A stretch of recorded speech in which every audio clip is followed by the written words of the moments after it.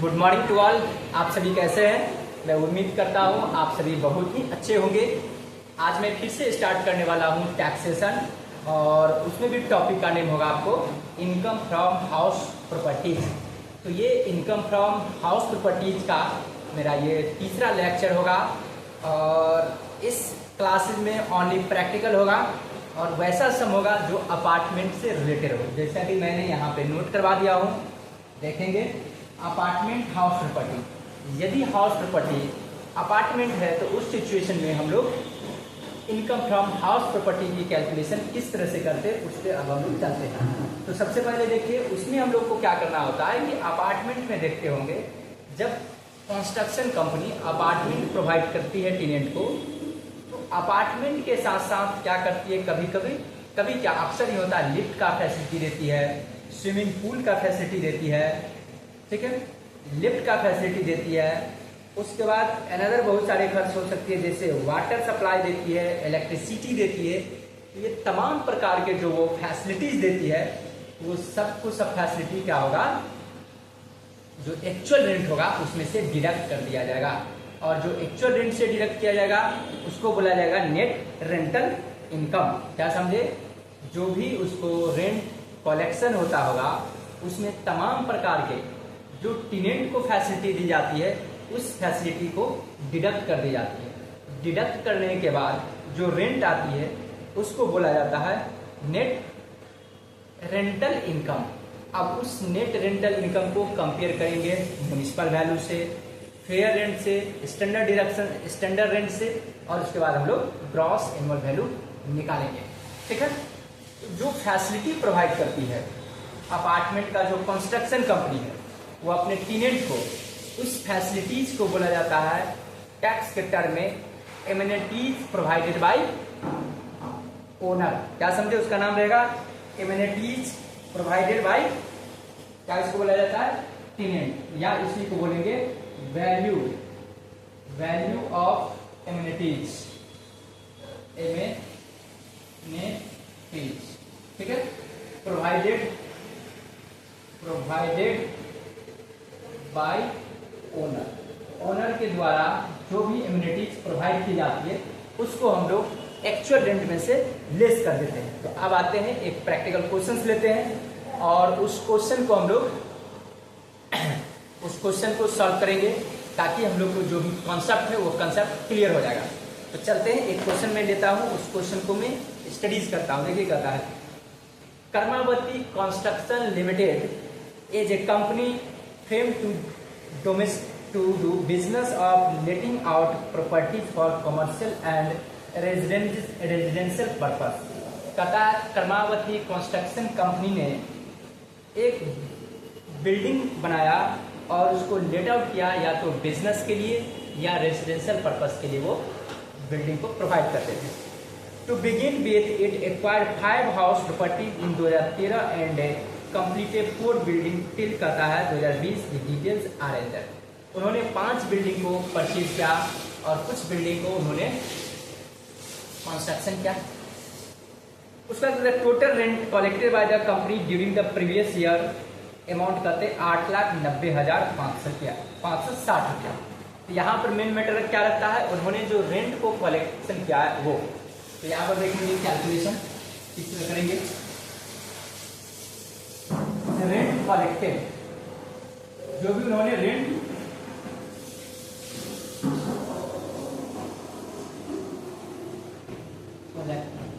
Collected, या actual rent भी बोल सकते हैं, या रेंट कलेक्टेड भी बोल सकते हैं, या सीधे रेंट रिसिप्ट कहिए, सिंपल से तो ज्यादा बेस्ट होगा।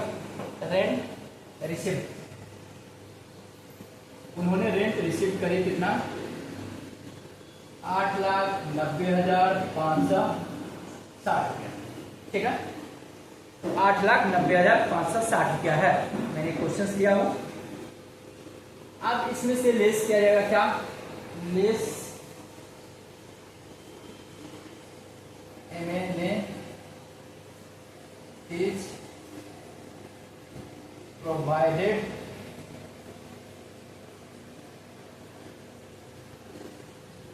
Bye owner. जो एमिनिटीज ओनर प्रोवाइड किया है उसको मैं क्या कर रहा हूँ, लेस कर दे रहा हूँ। ठीक है, कितना था 8 लाख, ये थी 8,90,560। ठीक है, इसी को value of amenities provided by owner भी बोल सकता हूँ। ठीक है, लेकिन मैंने सिंपल लिखा एमिनिटीज प्रोवाइडेड बाय ओनर। अब देखिए ओनर कौन कौन सा ऐसा फैसिलिटी है जो अपने टेनेंट को प्रोवाइड करती है। तो मैं क्वेश्चन पढ़ रहा हूँ, कहता है the following expense were incurred by the company during the course of the year. इस वर्ष में कंपनी ने निम्नलिखित प्रकार के खर्चा की। लिफ्ट एक्सपेंस अपार्टमेंट से जुड़ा हुआ है, वाटर सप्लाई ये भी उसी से जुड़ा हुआ है, लाइटिंग ऑफ स्टेयर्स ये भी उसी से जुड़ा हुआ है, swimming pool maintenance, swimming pool maintenance है आपको 11,000, ग्राउंड रेंट ये नहीं होगा, इंश्योरेंस प्रीमियम नहीं होगा, जो उसको फैसिलिटी दिया गया सिर्फ वो होगा। तो देखिए कहता है लिफ्ट एक्सपेंसेस को मैं लिस्ट करूंगा,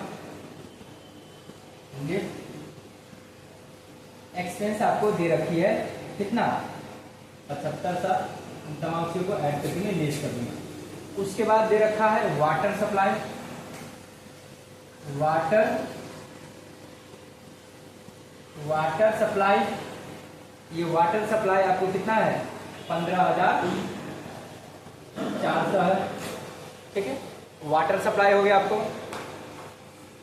उसके बाद है लाइटिंग ऑफ स्टेयर, जो चेयर वगैरह जो सीढ़ी होती है, स्टेयर माने सीढ़ी, उस सीढ़ी का लाइटिंग है,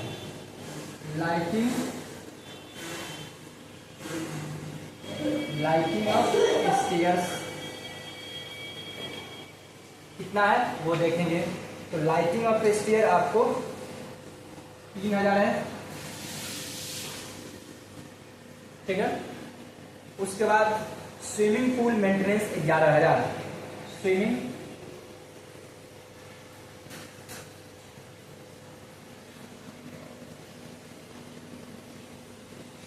पूल मेंटेनेंस।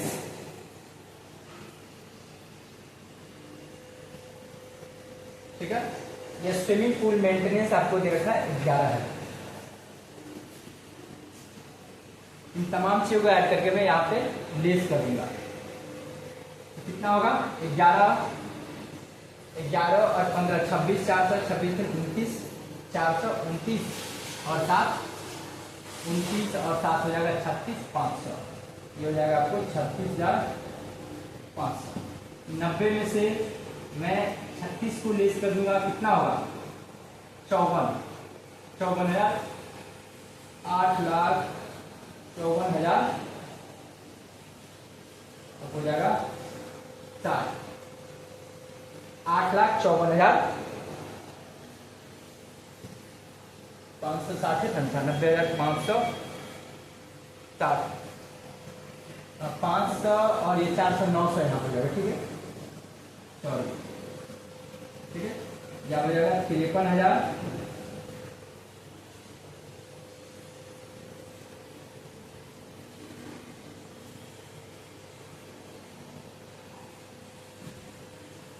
53,660। इसको मैं बोलूंगा net rental income, net rental income. ठीक है, ये रहा। और जो म्युनिसिपल वैल्यू होगा या फेयर रेंट होगा उनसे मैं कंपैरिजन करूंगा। इस क्वेश्चन में देखता हूं क्या दे रखा है। उसके बाद कहता है लोकल टैक्स बेयर करता है share by the company with tenant on 50-50%। Company कहता है 50-50% टेनेंट से शेयर क्या municipal tax. The company pay 45,000, the local tax are levied at the rate of 10% municipal value. देखिए कंपनी ने 45,000 म्युनिसिपल टैक्स दे रखा है, 45,000 टैक्स दे रखा है और कितना दिया 50%। इसका मतलब 50% टेनेंट ने दिया, इसका मतलब टोटल म्युनिसिपल टैक्स रहा होगा 90,000। और वो ये बोल रहा है कि म्युनिसिपल टैक्स जो थे म्युनिसिपल वैल्यू का 10% था। तो अपने लोग यहाँ से म्युनिसिपल वैल्यू निकल जाएगा, क्या लिखेंगे और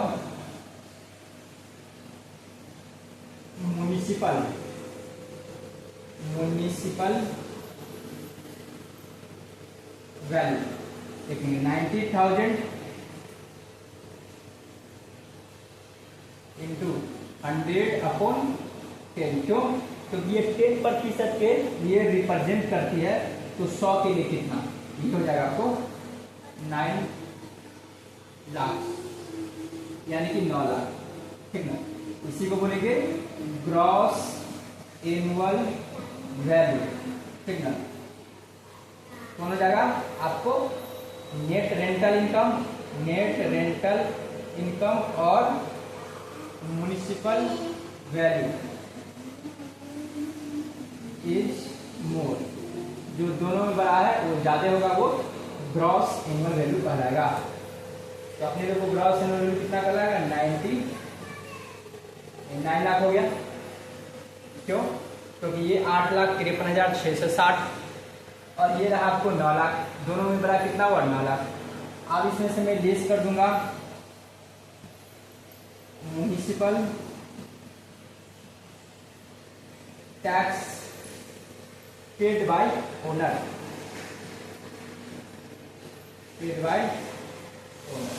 ओनर जितना पेड करी उतना मैं लेस करूंगा। तो ओनर ने 45,000 रुपया पेड करी।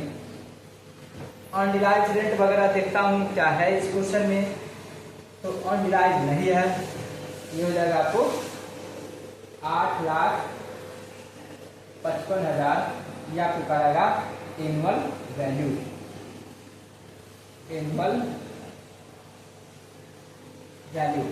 ठीक है, मैं एक बार ऑन कैमरा देख ले रहा हूँ, क्या नीचे दिखाई दे रही है या नहीं। हाँ सर, दिखाई दे रही है। अब इसमें से मैं लेस करूंगा स्टैंडर्ड डिडक्शन अंडर सेक्शन 24। ए में होगा आपको 30% ऑफ एबी और बी में होगा इंटरेस्ट ऑन लोन,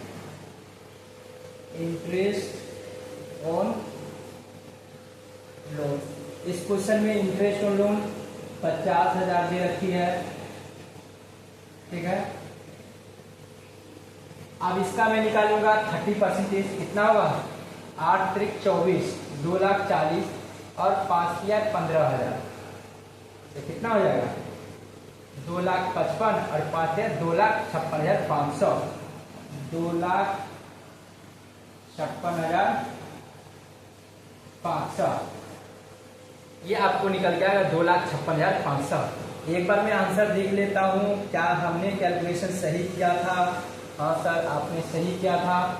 अब इसको मैं ऐड करके, क्योंकि वहाँ पे भी ये दे रखा एनुअल वैल्यू का आंसर इतना, अब इसको मैं ऐड करूँगा तो कितना होगा, तो 3,06,500, 3,06,500। ठीक है ना, इन दोनों को मैंने ऐड करी। ठीक है, अब इसको मैं जब लेस करूंगा तो कितना होगा वो देखिए, ये हो जाएगा 8 में से 3 जाएगा तो 5 लाख। ठीक है, और 55,000 है 3,48,000, कितना होगा 500 होगा, 65 है 500 हो जाएगा। यही हो जाएगा इनकम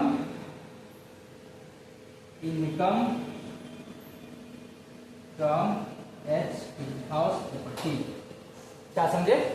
इस तरह से जब अपने लोग को हाउस प्रॉपर्टी का इनकम कंप्यूट करनी हो, और उस केसेस में जब वो हाउस प्रॉपर्टी अपार्टमेंट का सिचुएशन हो, तो हम लोग कुछ इस तरह से इनकम फ्रॉम हाउस की प्रॉपर्टीज का कंप्यूटेशन करते हैं। तो ये मेरा 3rd लेक्चर थी, और जो भी फर्स्ट और सेकंड नहीं देखे होंगे, मेरे इस चैनल के डिस्क्रिप्शन बॉक्स में जाएंगे, वहां पे उन दोनों वीडियोज का लिंक लगा हुआ है, और आप लोग वॉच करेंगे, मेरे चैनल से भी बने रहेंगे, ताकि जो भी कॉमर्स से रिलेटेड, चाहे अकाउंटेंसी हो, टैक्सेशन हो, मैनेजमेंट अकाउंटेंसी हो, इकोनॉमिक्स हो, तमाम प्रकार के मैं अपने यूट्यूब के माध्यम से वीडियोज को लाता हूँ, और आप लोग बने रहेंगे ताकि इसका एडवांटेज ले सकेंगे। साथ साथ जो कॉमर्स से रिलेटेड अपडेटेड जो न्यूज होती है, वैकेंसी के रिगार्डिंग, मैं वो भी अपलोड करता हूँ। जैसे अभी लेखपाल का चल रहा था, मैंने उसका भी बहुत सारे जिक्र किया और उसके बारे में मैंने अपडेटेड वीडियोस भी लाता रहा ताकि आप लोगों को काफ़ी हेल्प हो। और चूँकि मेरा लाना बनता भी है, चूँकि आप लोग इतना सपोर्ट करते हो, इतना प्यार देते हो, तो मुझे अच्छा लगता है। Okay, bye bye, have a nice day.